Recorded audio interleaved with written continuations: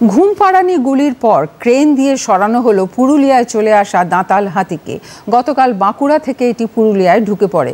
এদিন ওই দাঁতালের সামনে পড়ে প্রাণ হারান বাহাদুর মাহাতো নামে এক বৃদ্ধ। এরপরই দলছুট ওই দাঁতালকে বাগে আনার জন্য উদ্যোগ নেয় বন দফতর। পুঞ্চা থেকে সরিয়ে তাকে নিয়ে যাওয়া হয় মানবাজারের বনাঞ্চলে। এরপর হাতিটিকে নির্দিষ্ট এলাকায় ছাড়া হবে বলে জানিয়েছেন মুখ্য বনপাল বিদ্যুৎ সরকার।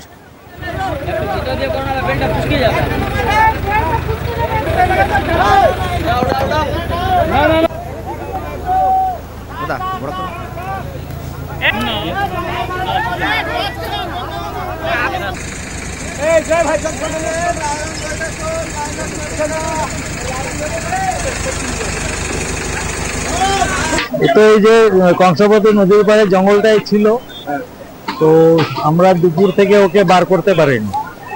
বিকেলের দিকে একটু ফাঁকায় আসার পরে ওকে ওই স্টার্ট করা হয়েছে। এখন এটাকে রিলোকেট করে দেওয়া। এটা অ্যাকচুয়ালি মেদিনীপুর থেকে ঢুকে বাঁকুড়া হয়ে পুরুলিয়ায় ঢুকেছে।